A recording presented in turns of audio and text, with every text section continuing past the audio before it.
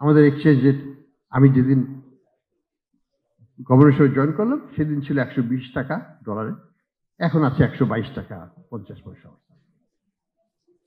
আপনারা হয়তো খেয়াল করে দেখবেন যে একটু বেশি স্টেবল হয়ে যাচ্ছে জিনিসটা, কারণ আমি খেয়াল করে দেখলাম যে ইন্ডিয়াতে আমি যেদিন জয়েন করলাম তখন ছিল 84 টাকা, এখন সেটা 89 টাকা, অর্থাৎ 5 টাকা কিন্তু ইন্ডিয়াতে ডেপ্রিসিয়েট করে গেছে, 5 টাকা পার ডলার।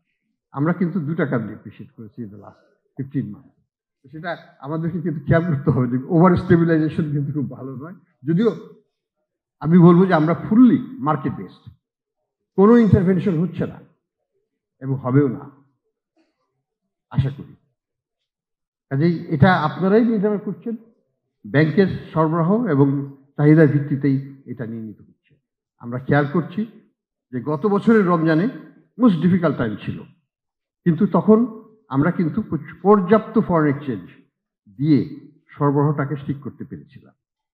এই বছরের রমজানে আমি এখনই বলতে পারি আমরা কোনো ধরনের শঙ্কা দেখছি না। শুধুমাত্র সিটি ব্যাংকে অ্যাকাউন্ট থাকলেই করতে পারবেন গুগল পে, তাই অ্যাকাউন্ট খুলুন আজই। আমরা মনে করি প্রত্যেকটা রমজানের যেসব পণ্য আমদানি সেটা অলরেডি এলসি ওপেনিং হয়ে গেছে, এবং এলসি ওপেনিং বিভিন্ন পণ্যের ক্ষেত্রে কোনো কোনো ক্ষেত্রে 20%, কোনো কোনো ক্ষেত্রে 50%, কোনো কোনো ক্ষেত্রে 15% গতবারের করসপন্ডিং পিরিয়ডের চাইতে বেশি। কাজে আমি কোনো একটা বড় স্বস্তির জায়গা সেখানে দেখছি। ডলারের উপর কি চাপ পড়েছে? না, চাপ পড়ে নাই। আমাদের আমদানি কি বাড়ে নাই? হ্যাঁ, বেড়েছে। এই মাসে আমদানি বেড়েছে ডাবল ডিজিটে, কিন্তু তারপরেও কিন্তু এক্সচেঞ্জ রেটে চাপ পড়ছে না। তো যাই হোক, এখানে আমাদের স্বস্তির জায়গা, কিন্তু তারপরেও বলবো আমাদের সমস্যা তো অনেক বড়, এর সমাধান রাতারাতি হবে না। কোনো কোনো ক্ষেত্রে আমরা এখনো সমস্যাটাকেই চিহ্নিত করছি, সেটা কোথায়? আমাদের যে এনপিএল এর যে সিচুয়েশনটা হচ্ছে সেটা একটা বড় সমস্যা। আমরা প্রতি কোয়ার্টারে যখন নতুন ডাটা পাচ্ছি, নতুন ক্লাসিফিকেশন রুল যখন অ্যাপ্লাইড হচ্ছে, এই দুটোর কারণে আমরা দেখতে পাচ্ছি যে আমার যেটা শঙ্কা ছিল যখন আমি গত 2 বছর আগে যখন বাইরে ছিলাম, আমার ধারণা ছিল যে আমাদের ব্যাংকিং খাতের এনপিএল এর পরিমাণ হবে হয়তো 25%। সরকার বলছে 8%, তার 3 গুণ হবে।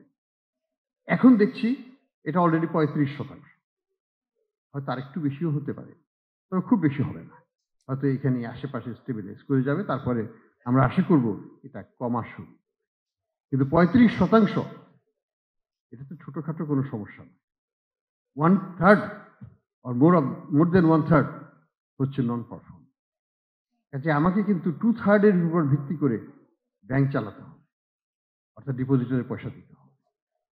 ব্যাংকের চ্যালেঞ্জ ফাইন্যান্সিয়াল সিস্টেমের জন্য, এবং ফাইন্যান্সিয়াল সিস্টেম বহুদিন ধরে এই সমস্যাকে ফেস করতে থাকবে, এবং উত্তরণ ঘটাতে হলে অন্তত 5 থেকে 10টা বছর আমাদের হাতে লেগে যাবে ভবিষ্যতে এই ধাপে ধাপে এই সমস্যা থেকে উত্তরণ।